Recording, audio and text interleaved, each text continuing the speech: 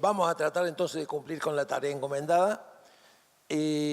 Va a ser difícil decir cosas muy interesantes después de todo lo que hemos escuchado ayer y hoy, donde realmente hemos llegado a lo que ha producido un grupo importante de personas para fijar la estrategia. Pero lo que vamos a hacer es hablar sobre algunos elementos a tener en cuenta adicionales, pensando en la implementación que hay que hacer de esto y algunos conceptos que hay que tenerlos cuando hagamos los planes de acción. Entonces, sobre eso es sobre lo que voy a querer hablar un poco, pensando en la innovación como un instrumento importante para cumplir con la pertinencia.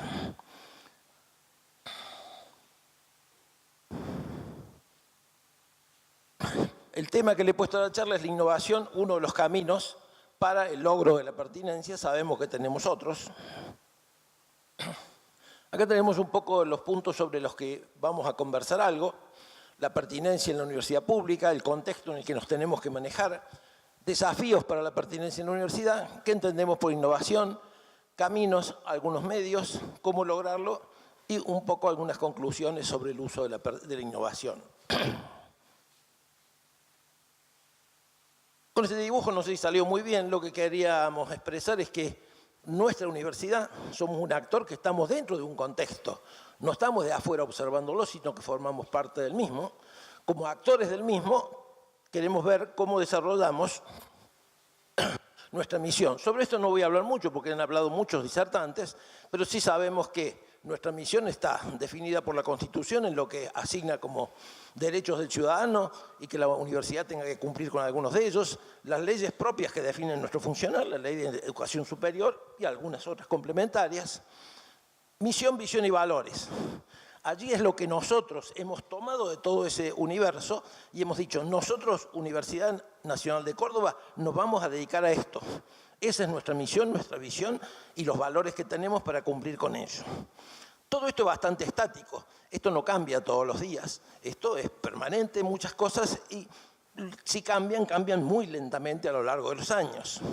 Hemos añadido un cuarto punto, que es también parte de nuestra misión hoy, y es cumplir con nuestro plan estratégico vigente, con lo que dijimos hace un tiempo que hoy íbamos a hacer. Lo estamos haciendo, lo estamos cumpliendo. Eso tiene que tener tanto peso como lo que nos defina la ley, porque lo hemos establecido y hemos dicho que este es el camino a recorrer. Y allí tenemos las distintas actividades, enseñanza, investigación, extensión, vinculación, transferencia, todas las cosas que tenemos que hacer como actores de ese contexto, cumpliendo estos cuatro elementos que conforman, que definen el camino que hemos elegido, digamos, nuestra misión. Si hacemos todo eso, es lo pertinente, es lo que la sociedad espera de nosotros. ¿Y el contexto quién es? La sociedad y su realidad. Y quise poner dos palabras que para mí son muy importantes, y es la realidad presente y futura. Estamos muy acostumbrados a estar mirando el día de hoy. Estamos muy acostumbrados. Pero imaginémonos que nosotros estamos hoy recibiendo el ingreso de estudiantes que ingresan hoy a nuestra casa. ¿Qué estamos pensando para ellos? ¿Para qué los estamos recibiendo? ¿Cuándo les vamos a haber dicho, ustedes han terminado su trayectoria? 5, 6, 7, 8 años. ¿No tendríamos que pensar si lo que estamos planificando para ellos para 8 años es lo pertinente? Por eso digo, no podemos pensar solo el hoy. Tenemos que pensar ese horizonte porque es nuestra obligación. Si no, estaríamos engañándolos. El no haber pensado en eso, los estaríamos engañando. Entonces, de allí viene que yo digo la sociedad y su realidad presente y ese horizonte próximo, que a veces no es tan próximo. Sobre ese contexto quise traer varias cosas a colación para que veamos en qué uno piensa cuando dice cuál es el contexto en el que nos movemos. Lo primero que se me ocurrió es decir la aceleración de los cambios estructurales y de prioridades en la sociedad. Estamos en un tiempo en que la sociedad cambia sus prioridades, sus necesidades, sus deseos. Eso lo está cambiando permanentemente. Aspectos medioambientales que antes no le importaban, hoy son muy importantes. O sea, tenemos un cambio muy grande en todos los factores que afectan al funcionamiento y a la vida de la sociedad. Como segundo punto dice que la cuarta revolución industrial. ¿Por qué la cuarta, no la tercera? Algunos hablan de que estamos en la tercera, cuarta. Yo lo que quiero decir muy simple es, estamos viviendo algo que en general los investigadores del World International Fund han estudiado, y decimos, estamos en un cuarto proceso de revolución industrial, que ya empezó. Uno nunca sabe cuándo empezó. Empezó con algo hace unos años. Cuándo va a terminar tampoco lo sabemos, porque es una ola que llega un momento que se estabiliza hasta que llegue la próxima. ¿Y por qué es importante esta cuarta revolución industrial? Es importante por varios factores. Las tres revoluciones industriales anteriores, todo lo que apuntaban era a desarrollar elementos para la productividad, o sea, para que la persona pudiera hacer las cosas más fácil, más rápido, y hacer lo que se hacía, pero nada cambiaba. La primera fue la que nos trajo allá las máquinas de vapor y las primeras máquinas. La segunda nos trajo la electricidad y la línea de montaje famosa de Ford.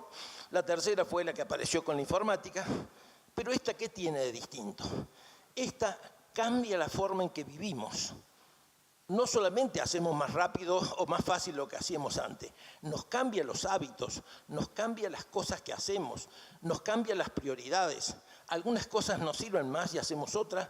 Hay cosas que antes hacíamos y no las queremos hacer más. O sea, nos cambia la forma de la sociedad. Las anteriores tenían elementos técnicos generalmente. Esta tiene tres patas.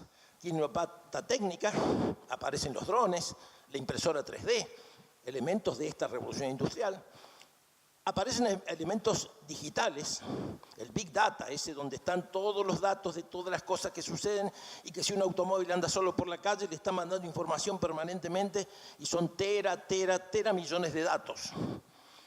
Aparece el diseño 3D, o sea, ahora que antes para hacer un producto se hacía la prueba, se hacía una maqueta, se probaba. No, hoy trabajamos en 3D, en elementos digitales, hacemos la pieza, la probamos, vemos si aguanta la resistencia, vemos si funciona con la otra y gastamos un centavo en construirla cuando estamos seguros que todo eso está perfecto. Y los tiempos se acortaron tremendamente. Lo que antes nos tomaba a lo mejor hacer un año, ahora lo hacemos en 3 meses o 2 meses. Todo lo que es 3D. Y como eso hay un montón de cosas que son los elementos digitales. Y la tercera pata es una pata que afecta mucho a la persona. Hoy podemos tener con las tecnologías que si en un accidente hemos perdido parte de nuestra piel, nos construyen la piel con una impresora 3D. Entonces estamos entrando a tocar a la persona humana. O sea, tiene un vector muy fuerte en lo que afecta a nosotros como personas, como individuos. Digamos, empezamos a pensar en eso de que tenemos partes mecánicas dentro de nuestra persona. Bueno, pensemos que si nos hace falta la van a poder hacer. Y hoy se hace. Entonces, esa es la cuarta revolución industrial y que no es un problema nuestro, es un problema mundial. Así que no podemos decir, nos vamos con la universidad a otro país porque no sirve, porque tienen exactamente los mismos temas que tenemos nosotros. No vale la pena hacer el traslado. El tercer punto es cambios profundos en el trabajo. ¿Cuál es el futuro del trabajo? ¿Cómo va a ser ese trabajo que nosotros conocimos hasta hoy? ¿Cuáles van a ser los trabajos del futuro? Esa es una gran problemática, en la cual deberíamos estar estudiando hace mucho tiempo. No ahora, hace mucho tiempo. Porque este es un proceso que viene y viene muy rápido. El trabajo del futuro y el cambio del trabajo. Digamos, aparecen un montón de estudios. Ahí cité 2 cositas muy simples, como para decir, no lo dejemos pasar. Los trabajos que se llaman de tipo algorítmico, que son esos paso a paso, que se puede hacer una máquina fácil que haga esos mismos pasos y con lo cual mi trabajo cambió, no existe más. Y están los procesos heurísticos donde nosotros hace falta la decisión, no siempre la solución es la misma, y esos son los trabajos que van a subsistir, que van a existir, que van a crecer. ¿Va a haber más de unos que de los que desaparecen? No lo sé, yo no me animaría a decirlo, tampoco me animaría a decirlo que no los va a haber. Pero creo que es un tema que merece fuerte trabajo en nuestra investigación, en el diseño de las carreras que hace falta para ese nuevo espacio de trabajo, actualizar las carreras, las disciplinas en las cuales hoy estamos, adecuándolas a ese futuro, para lo cual tenemos que investigar y trabajar mucho en ello. Las tecnociudades. Piensen que ya hoy algunos de esos personajes, que algunos los queremos y otros no los queremos, están desarrollando ciudades donde se trabaja, se vive y se hace todo y es una nueva ciudad completamente nueva. Eso lo está haciendo Google, Amazon, Microsoft y es una realidad. Lo más que podemos hacer es decir, destruyámoslas. No, existen ya están, funcionan. ¿Será bueno o será malo? No sé si es bueno o es malo, pero es parte del contexto en el que nosotros estamos. cambios generacionales más acelerados con mayores diferencias entre ellos. Yo creo que ninguno de nosotros, la mayoría somos docentes, no nos hemos dado cuenta que los alumnos que teníamos hace 20 años, que los que teníamos hace 10 años y que los que tenemos hoy son completamente diferentes. Si no nos hemos dado cuenta, yo diría que hemos estado medio dormidos, pero démonos cuenta. Y ellos esperan de nosotros cosas distintas. No esperan que le digamos lo mismo que le hacíamos hace 20 años y cómo le explicábamos hace 20 años y qué cosas le decíamos y cómo abordábamos los temas. Están esperando cosas distintas porque ellos son distintos. Vienen cableados distintos.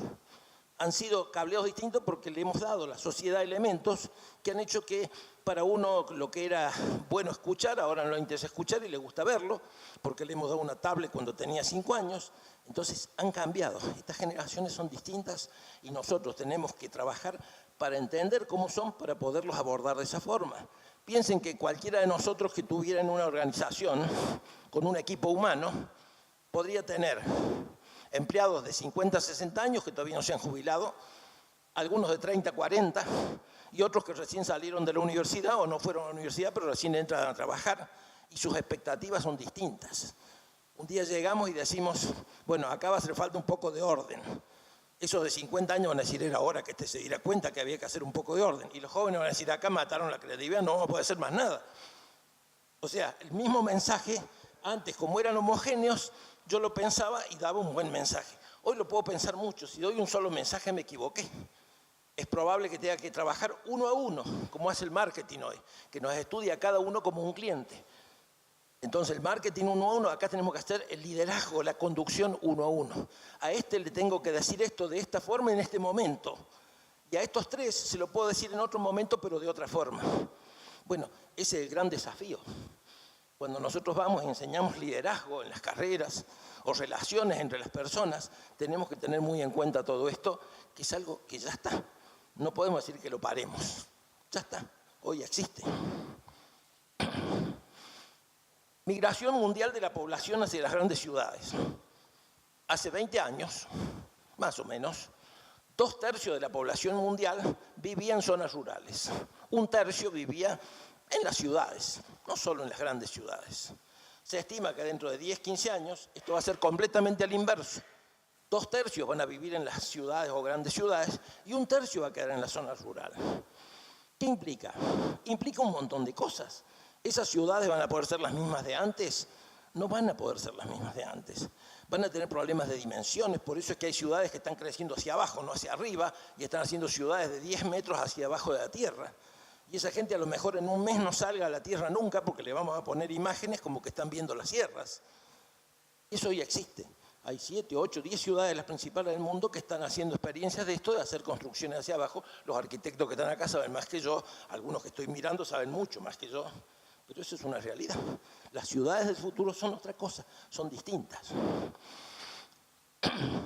El problema del transporte, la movilidad, el cambiar el concepto de urbanismo. Antes hacíamos vías radiales, hoy tenemos que ver cómo hacemos para hacer nodos para que la gente viva allí y trabaje cerca y no que el trabajo esté todo concentrado como hacíamos antes. Hacíamos la zona industrial y entonces los tipos que vivían en toda la ciudad tenían que cruzar toda la ciudad para ir a trabajar.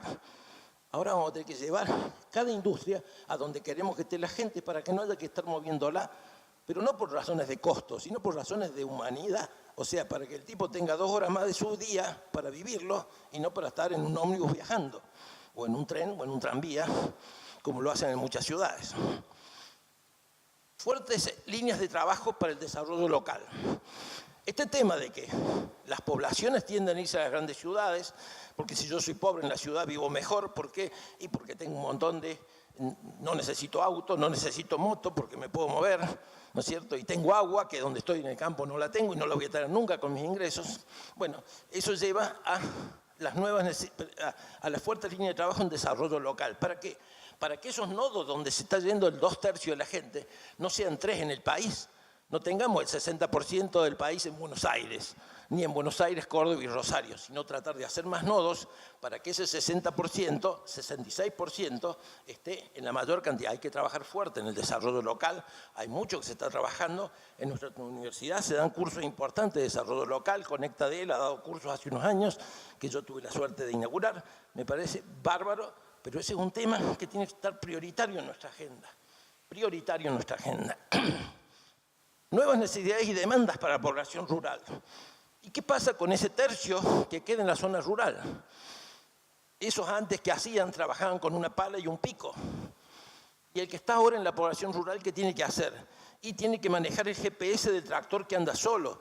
Tiene que manejar la computadorita con la que programa la sembradora para que siembre una semilla cada tantos milímetros. Entonces las competencias que tenía antes ese señor de la pala y el pico no le sirven más. No le sirven más.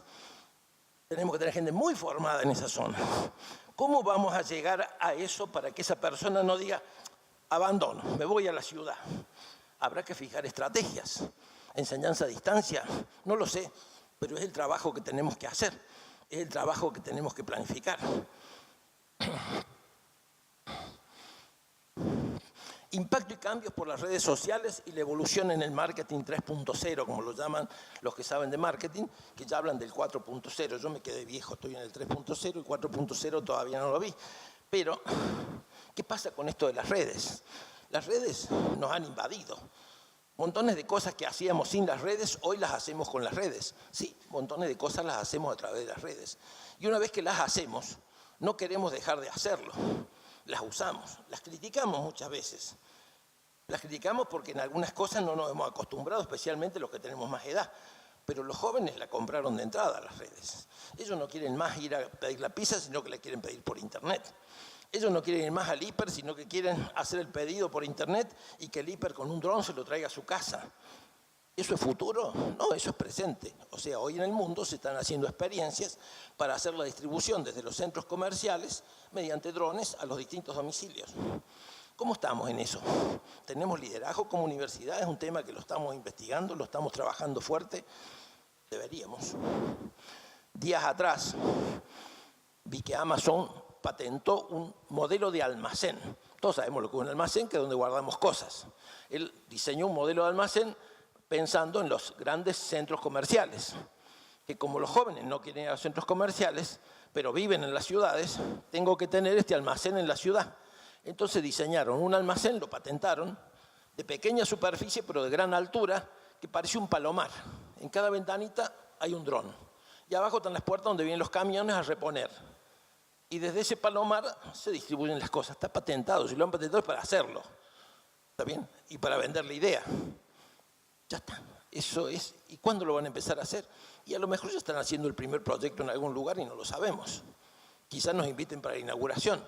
Sería bueno que nosotros, en lugar de estar solo invitados, ya hayamos trabajado en esto y estemos también en el camino. En nuestro contexto, altos niveles de pobreza. Esto ya es nuestro. Todo lo que dijimos hasta ahora es en todo el mundo. Nuestro contexto tiene cosas propias, cosas particulares.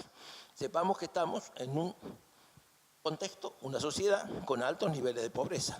Nuestras estrategias, nuestros planes de acción tienen que contemplar eso, que es diferente. O sea, no le puedo ir a robar el plan de acción a los suizos, porque no me va a servir. Tenemos que contemplar que estamos en esa realidad. Esos sectores de altos niveles de pobreza, que si no trabajamos rápido son los que primero van a quedar sin trabajo porque son los que tienen menos calificaciones y son los que primero su trabajo básico que están haciendo es el que va a desaparecer. Más vale que nos apuremos.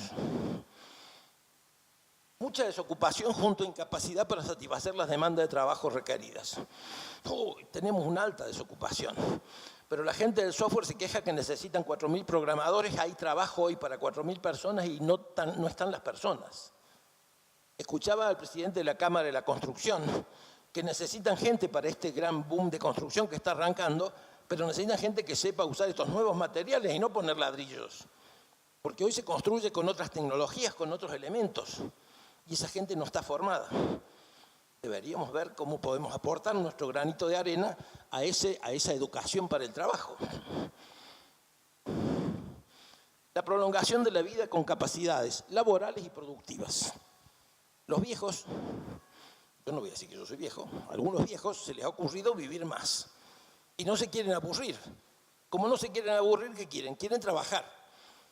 Pero para trabajar tienen que aprender a hacer cosas que antes no podían hacer, para lo cual necesitan formarse.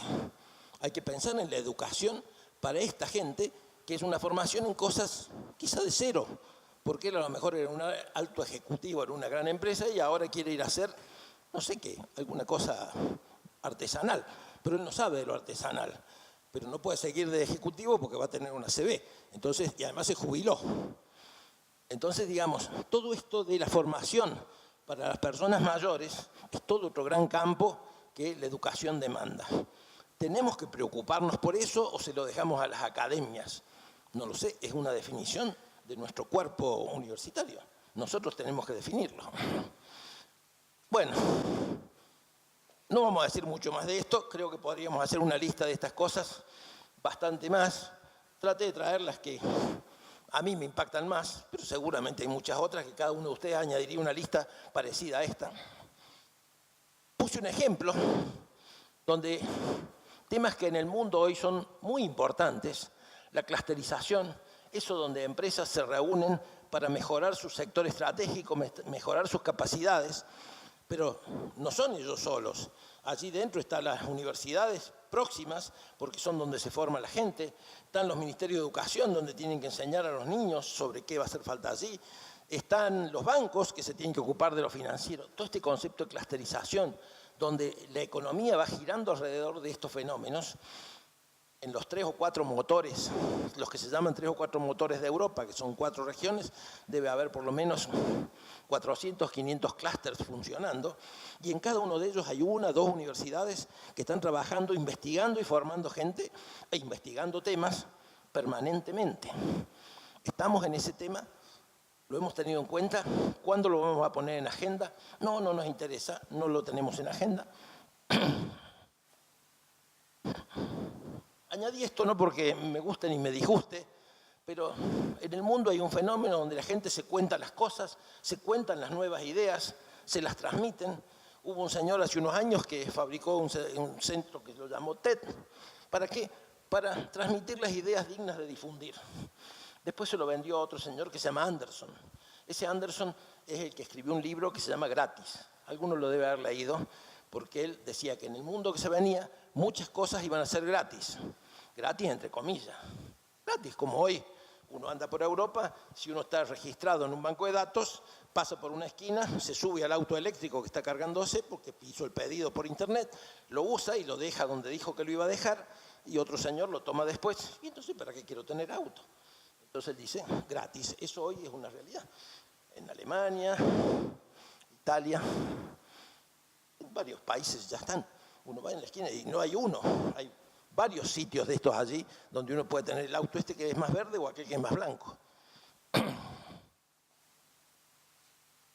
Empezaron trabajando con la TED Conference, que era un evento anual muy rimbombante, y se dieron cuenta que había tanta necesidad de esto que desarrollaron las TED Talks. ¿Qué eran las TED Talks? Y eventos similares, pero ya por área de conocimiento, y ahí pusimos ejemplos de los que han hecho. Y después vieron que esto no alcanzaba, entonces empezaron a mover al mismo tiempo en otros lugares del mundo. Y después hicieron la TED Woman, un evento especial.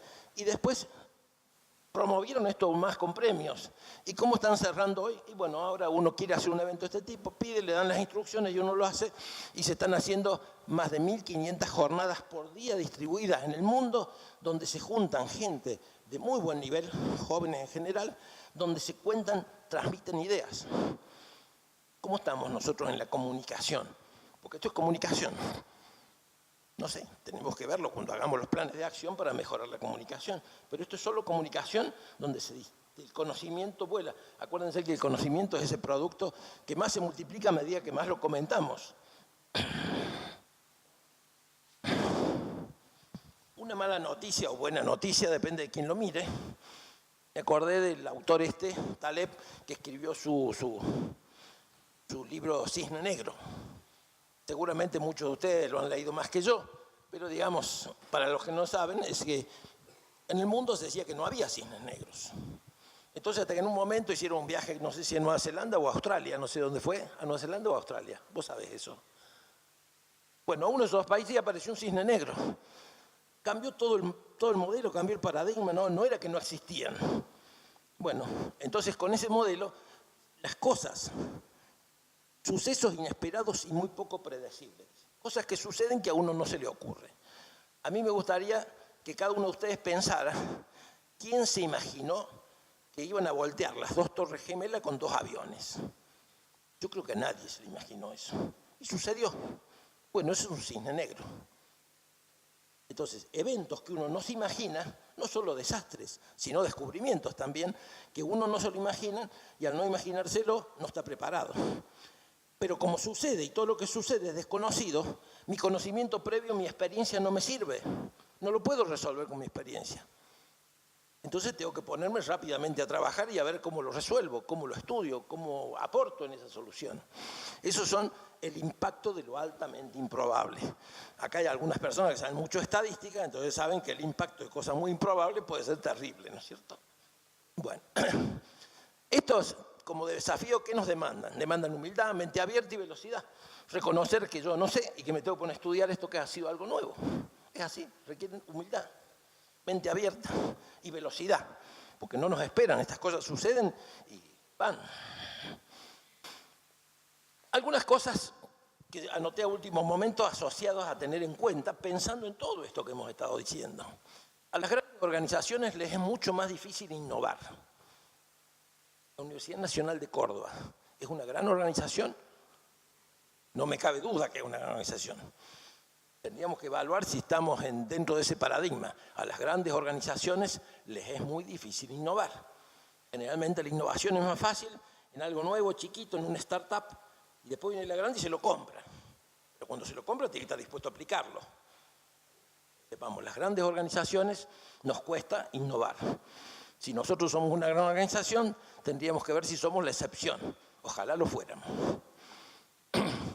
El conocimiento, al igual que los productos, tiene un ciclo de vida. Lo reemplaza otro o un cisne negro que le hace perder el valor a la experiencia. Es así. El conocimiento no sirve para siempre.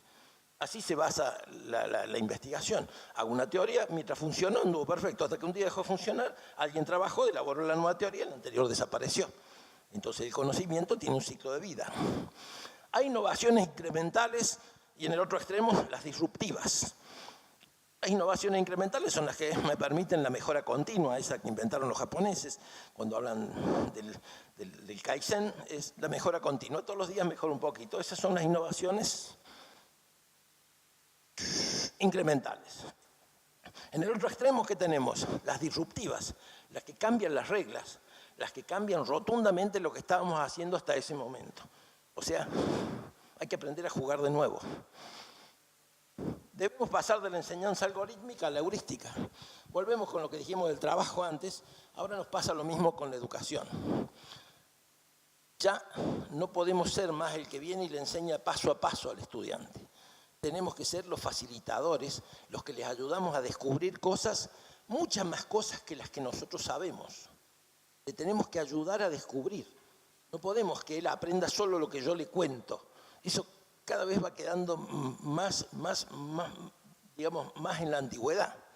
Ellos esperan que nosotros les ayudemos a descubrir cosas, no quieren que le demos todo masticado.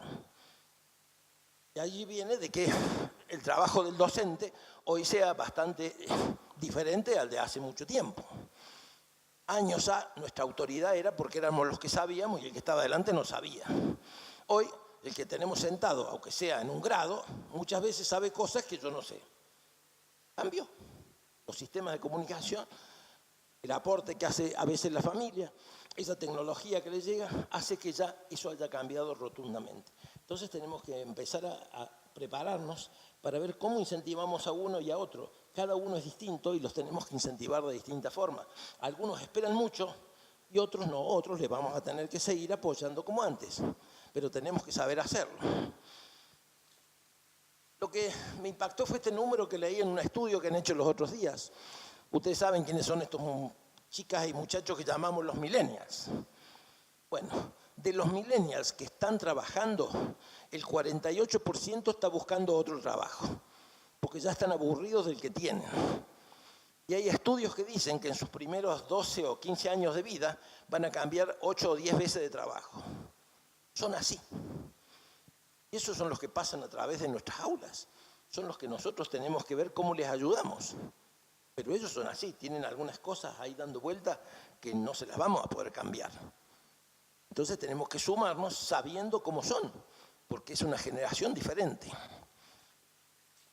La prospectiva y la vigilancia tecnológica. Todo lo que hemos dicho hasta ahora nos obliga a decir, tenemos que estar mirando hacia adelante. La prospectiva y la vigilancia tecnológica, específicamente en lo tecnológico, son dos cosas que tienen que ser el pan de cada día para nosotros. Tenemos que estar permanentemente con pensamiento prospectivo. No podemos ya más darnos el lujo de esperar que las cosas sucedan, porque cuando sucedan no tenemos tiempo de encararlas. Tenemos que tener pensamiento prospectivo para nosotros estar preparados cuando las cosas suceden. El éxito de una población reside en el nivel de educación e iniciativa de sus ciudadanos, no de su infraestructura. Más importante que le hagamos casa a todos los argentinos que no la tienen es que eduquemos todos los chicos que tenemos en el país sin educar. El éxito de la sociedad va a ser cuando tengamos un nivel de educación en todos los argentinos. Eso que dice la Constitución lo cumplamos haciendo cada uno su aporte, su granito de arena de donde está. Nosotros no podemos querer resolver el problema de la educación del país, pero seguramente algún pedacito de esto lo podemos hacer. Esa es una prioridad nuestra, más que pensar cómo le hacemos una casa, porque eso es importante, pero lo más importante es que sea educado.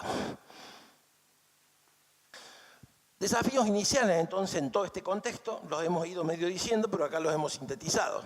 Investigar profundo y rápidamente sobre el futuro del trabajo. Es algo que seguramente muchos lo deben estar haciendo, y si no lo están haciendo, hagamos de cuenta que sí y aceleremos. Desarrollar los estudios prospectivos necesarios para actualizar las currículas de nuestras carreras en lo que haga falta para ese futuro que viene. Diseñar la formación de los trabajos demandados para el futuro. ¿Serán profesiones? ¿Serán técnicos? ¿Será enseñarle alguna competencia solamente y con eso va a poder funcionar? Es lo que tiene que haber dado nuestra investigación del trabajo del futuro.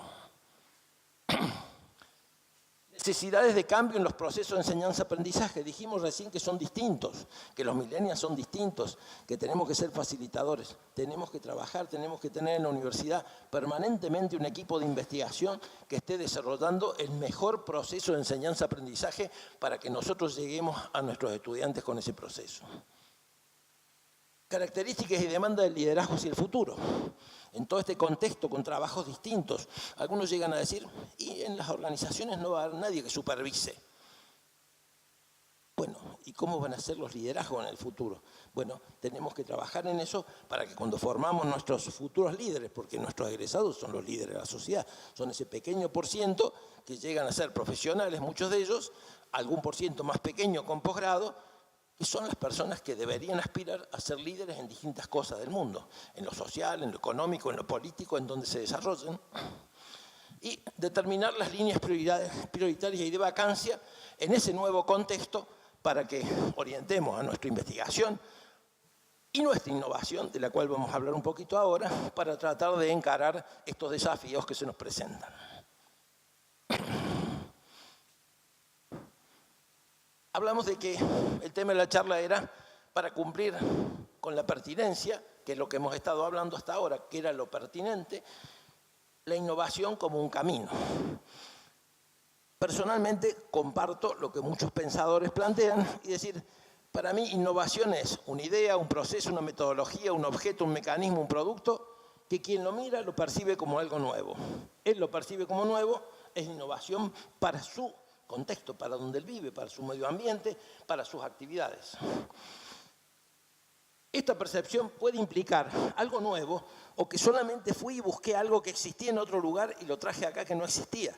Y ya fue una innovación porque para él es algo nuevo. Y le resolví un problema rápidamente, con humildad, buscando quien lo había resuelto, en muy corto tiempo, que es lo que la sociedad espera, que le resolvamos sus problemas rápidamente. No que digamos, sí, vamos a investigar unos años y de acá a unos años te vamos a decir cómo lo resolvemos. Ellos esperan que cuando hay que hacer la investigación la hagamos y que cuando hay que ir a buscar algo que está resuelto tengamos nuestros convenios, nuestras relaciones para cómo transmitirnos al mundo, porque así son los jóvenes. Hay un libro que escribió un periodista hace poco que justamente fue y estudió cómo se comportan los grupos en el Silicon Valley, en Pensilvania, en todos esos lugares donde hay mucha creatividad e innovación, y dice, se juntan a la tarde para contarse los fracasos, para que los otros no se equivoquen. Antes uno no contaba un fracaso porque le daba vergüenza. No, ¿cómo le voy a decir que no me salió esto? Hoy no, hoy van y se cuentan los fracasos, y el otro no lo va a cometer. Y todos se cuentan sus fracasos, también se contarán sus éxitos. Bueno, tenemos que tener esa humildad de cuando salimos a buscar la solución que tiene que ser rápida, hacerlo rápido. Y cuando hay tiempo, usar el tiempo que haga falta. La novedad de desarrollar una innovación no necesariamente implica un invento nuevo, un desarrollo nuevo, un descubrimiento de algo nuevo. No necesariamente. O sea, cuando hablamos de innovación, podemos pensar en ejemplos de los más variados. Alguien inventó el GPS. Y nosotros decíamos, ¿para qué sirve el GPS? Para saber dónde estoy, para saber cómo me muevo por una calle con el auto. Pero alguien vino y dijo, y si le pongo esto al GPS, sirve para que maneje un tractor sin una persona. Y si ese GPS se lo pongo a un dron, sirve para que haga un relevamiento en las zonas donde hay que regar y donde hay que mandar alguna fumigación. Ah, pero no inventaron un GPS nuevo. El mismo GPS fue siendo aplicado en otras cosas. Nació el láser. Y con el láser, bueno, primero hacíamos hologramas y veíamos figuras 3D en el espacio. Después alguien dijo, y con esto podemos cortar acero. Y se cortaban las chapas de acero. Pero alguien dijo después, si le damos precisión, podemos operar el ojo. ¿Y qué estamos haciendo? Innovación, no estamos inventando algo nuevo. Estamos innovando sobre un descubrimiento que era el proceso del láser, aplicándolo a distintas cosas. El ejemplo que a mí más me hace pensar es cuando al terminar la Primera Guerra, Japón tiene que desarrollar su industria que no tenían, y unos cuantos japoneses deciden que quieren hacer autos, unos de estos cuantos son la familia Toyota, entonces dice, bueno, vamos a Estados Unidos a ver cómo esto que hizo Ford de la línea de montaje. Entonces fueron y vieron la línea de montaje. Como tenían poca plata, no podían ir al Sheraton. Entonces iban al supermercado y se compraban la comida para comer ellos en donde estaban durmiendo. Y se fijaron la lógica del abastecimiento del supermercado. Entonces cuando fueron, hicieron la línea de montaje, lo más importante fue la aplicación del concepto del supermercado en la línea de montaje, más que lo que le copiaron al mismo Ford. Y con eso desarrollaron el Toyota Production System, que hoy es líder en todo el mundo. Fue la combinación de los conceptos del supermercado aplicados en la línea de producción. Eso es innovación, no inventaron nada. Buscaron cosas que existían y solucionaron problemas. Bueno, eso ya lo hablamos.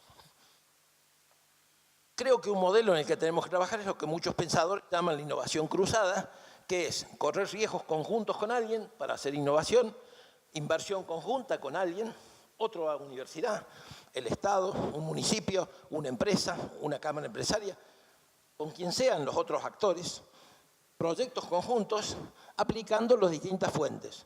Como siempre, la fuente primaria de innovación es la investigación, la primaria, pero hay otras fuentes que son innovaciones, que son las dos más conocidas, el learning by doing y el learning by using, que es lo que haciendo cosas con algo descubre que eso sirve para algo más.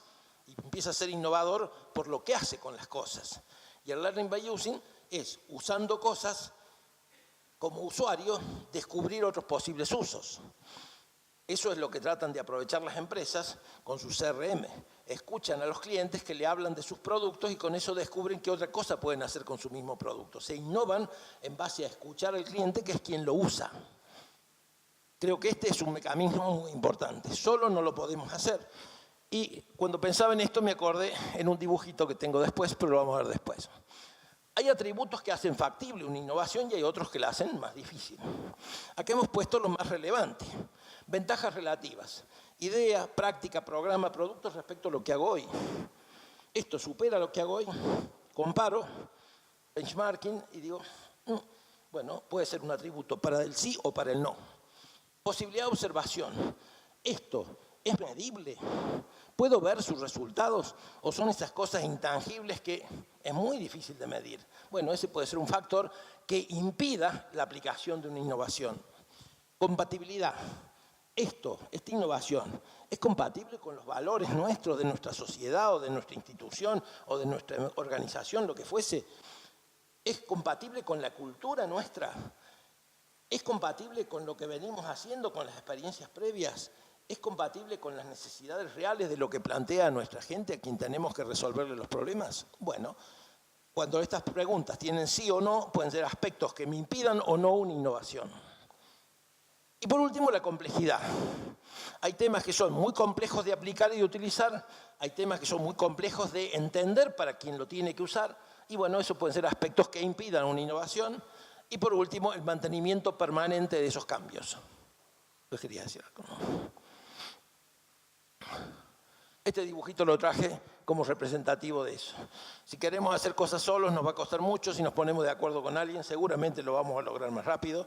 Aprovechar esfuerzos y estrategias sinérgicas, yo creo que la receta y nos vamos a comer las 2 pilas rápidamente. Si no, es probable que el viento se las lleve y no comamos ninguno nada. Caminos para la preparación y logro de lo pertinente, no voy a hablar de todos ellos, pero vamos a hablar de algunos en particular. La investigación para ser aplicada en la enseñanza, y es fundamental que trabajemos en ello, lo hacemos desde hace años, no es una novedad. La innovación para la enseñanza. ¿Y por qué no vamos y vemos las mejores prácticas que tuvo cambiando su proceso de enseñanza a otra universidad? Ese sería un camino innovador, algo que está hecho, ver qué puedo yo aportarle a él, qué me pueden aportar a mí, sin que tenga que ponerme a investigarlo. Si ellos ya tienen mucho éxito, ¿por qué no vemos lo que están haciendo? Eso es válido tanto para allí como para las actividades de vinculación, como para las actividades de transferencia. Puedo o desarrollar algo o muchas veces solamente asociándome con algo, teniendo convenios, compartiendo cosas con otros, resolvemos los problemas mucho más rápido. Esa es la ventaja de la innovación respecto del camino de querer hacer yo solo el tema. Medios y tácticas. Utilización intensa de las TICs. Es algo que, nos guste o no nos guste, hay que usarlos cada vez más, porque alrededor de las tecnologías de informática y comunicaciones se mueve hoy la actualización de la mayoría de los procesos de cualquier tipo. Procesos productivos, procesos de negocio, procesos de enseñanza, todo se mueve apoyándose en las TICs y con un uso adecuado de la enseñanza a distancia cuando sea oportuno. Hay veces que la enseñanza a distancia para ciertas cosas es oportuna y hay otras que no. Lo tenemos que usar midiendo, siendo conscientes. Desarrollo sostenible. No nos planteemos objetivos que los ponemos en marcha y los dejamos caer a los 2 meses. Para que eso no suceda tenemos que tener indicadores, medir, medir, medir. Si nosotros no medimos no sabemos si estamos teniendo éxito en lo que hacemos. Y si no lo sabemos, en un momento se cayó y nadie se dio cuenta. Competencia del aprender a aprender. Yo creo que lo mejor que le podemos aportar a nuestros discípulos, a nuestros estudiantes, a nuestros alumnos, a nuestros estudiantes de posgrado, es el enseñarles a aprender a aprender. Creo que todos ustedes saben que el día que uno sale con el título bajo el brazo, al otro día se le presenta un problema y no tiene a quién ir a consultar. Se tiene que poner a aprender. Esto no es ir en contra de la formación continua. La formación continua es un proceso planificado, pero los hechos suceden cuando suceden. Entonces, si yo aprendí a aprender, voy a saber aprender lo que necesito para resolver mis problemas. Es el capital más importante que le podemos dar para que se lleven a nuestros graduados. La ley dice que tenemos que trabajar fuerte en el saber hacer. Lo dijeron varios hoy, así que no vamos a hablar sobre eso. Crecimiento equilibrado de saber y competencia de individuo en todos los ámbitos. Nosotros primero tenemos que formar personas, buenas personas, ciudadanos, buenos ciudadanos, y que algunos son médicos, otros son ingenieros, otros son sociólogos y otros son filósofos. Pero lo fundamental es que tenemos que formar personas y ciudadanos. Y en la currícula se tiene que reflejar que eso lo hacemos. Si no está en la currícula y decimos que lo hacemos, puede ser que sí, puede ser que no, pero eso tiene que estar reflejado en la currícula. Esto acá, sin leerlo, la clave es lo siguiente. La investigación dice de que no tenemos que especializar a los jóvenes, a los niños, desde muy pequeños. Porque si nosotros trabajamos con una enseñanza especializada desde muy pequeño, le vamos acotando el horizonte y empiezan a no entender ciertas cosas. Entonces es como que le estamos dando un faro que alumbra un cono muy pequeño en lugar de darle general. Y irlo especializando en etapas más avanzadas. Me parece que eso es algo que es muy importante. La formación primaria, secundaria tiene que ser bien general y después empezar con la especialización. Acciones fundamentales para lograr estas cosas. Se murió. Una muy fuerte cultura y sistema de autoevaluación. No digo nada porque lo dijeron 3 o 4 de los que disertaron hoy y ayer. Tenemos que desarrollar nuestra cultura de autoevaluación, incluyendo para medir cómo vamos avanzando en nuestro plan estratégico. Profunda actitud de servicio con evaluación para los participantes y los asistentes, la mejora continua. Desarrollo de una cultura muy sólida para el trabajo multi e interdisciplinario y en equipo, pero muy sólida. No que digamos lo queremos hacer, sino que se verifiquen los hechos. Los sistemas que hoy tenemos que resolver, los problemas que hoy tenemos que resolver, son todos problemas complejos. Y los problemas complejos no los resuelve una disciplina. Un sistema de distribución de los saberes, capacidades y punto de contacto adecuado al joven y al ciudadano futuro. De distribución de los saberes. Llegar a donde tenemos que llegar en la mejor forma posible. Esto, hace 50, 60 años, a los chicos de los campos de Australia les enseñaban por la radio. Había de tal hora a tal hora tenían la clase y la radio le pasaba la clase. Porque había que llegar con los saberes en la mejor forma posible. Hoy tenemos que estudiar, con todo lo que tenemos de tecnología, cómo tenemos que llegar a cada lugar en el momento oportuno y con las características de cada persona. Un sistema sólido de comunicación interna y externa. De la interna no voy a hablar porque han hablado muchos, y de la externa tengo una diapositiva que vamos a ver después. Y un amplio desarrollo de vínculos y facilitar migraciones de personas con otras instituciones. Varios han hablado de la endogamia, necesitamos hacer cosas con otros, necesitamos que nuestros docentes vayan a otro lugar, vengan personas de otros lugares, que nuestros estudiantes vayan y vengan. Hubo una charla hace un rato que hizo mucho hincapié en eso, creo que es fundamental. Creo que es fundamental en la forma de enriquecer los conocimientos y las competencias de uno haciendo este tipo de cosas. Canales permanentes de comunicación y espacio de trabajo sistemático en conjunto. ¿Para qué decimos esto? Queremos detectar y recibir de la sociedad sus necesidades actuales y futuras con voluntad y mecanismos para aportar respuestas. Queremos entenderlos, escucharlos, porque queremos resolverle los temas. ¿Con quién? ¿Con el gobierno? Sí. ¿Con los municipios? ¿Con las provincias? ¿Con los ministerios del Estado nacional? ¿Con sectores estratégicos del sector privado? Sí, con los plásticos, con los de la educación, con los de la metalúrgica, con todos los sectores estratégicos con quien nosotros hayamos puesto foco en nuestros saberes. Con los distintos actores del tercer sector, también. Con los colegios y agrupaciones profesionales, muy bien se dijo ayer en alguna de las charlas, y con los gremios y los sindicatos. Sí, señor, los gremios y sindicatos tienen grandes necesidades para transformar su gente para el nuevo trabajo, porque si no, no van a poder defender el puesto de trabajo de un trabajo que no existe. Hemos tenido 2 o 3 experiencias de esto en los últimos meses. Fin del año pasado, el Banco Central dijo: no hay que mandar más los resúmenes del banco a los domicilios. Eliminamos esa exigencia de los bancos. ¿Quién se opuso? Un sindicalista, el señor Moyano, porque ¿saben cuánta gente se queda sin trabajo si no distribuimos los resúmenes? Entonces se demoró la decisión. Pero tenemos que darnos cuenta que no es que estemos siendo buenos, estamos siendo ineficientes.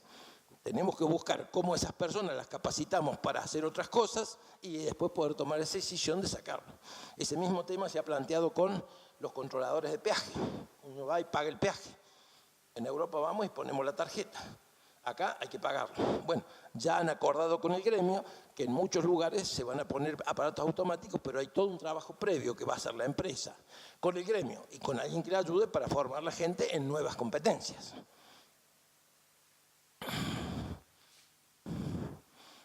Dos ideas. Es muy ineficiente utilizar recursos del Estado, o sea, de la sociedad, porque lo que tiene el Estado no lo fabrica. Es lo que pagamos nosotros por impuestos, nuestra mamá, nuestra tía, nuestra abuela, todos pagan los impuestos, esos son los recursos del Estado. Sí, por falta de comunicación o diálogo, por no disponer de convenios de cooperación adecuados, se comienza desde cero con temas que ya están parcial o resueltos. No, yo te lo voy a resolver y empiezo a inventar la rueda que ya la inventaron. No, flaco, yo soy ineficiente con eso. Estás malgastando esos recursos que a quienes pagaron los impuestos les costó mucho. Y la última idea es, por ello debemos estar convencidos que la innovación es uno de los caminos más importantes para resolver las demandas de la sociedad más rápidamente, con menores costos para la misma, y recordando que siempre, cuando yo agarro y malgasto no malgasto, yo destino un recurso acá, a algo se lo estoy quitando. Los recursos son limitados, no son ilimitados. Como son limitados, cuando saco de un lugar y lo pongo acá, sé que tengo que ir descubriendo que eso no lo puedo malgastar. Tengo que hacer una solución eficiente para dejarle un poco allá para que aquello también se resuelva. Perdón si he sido aburrido.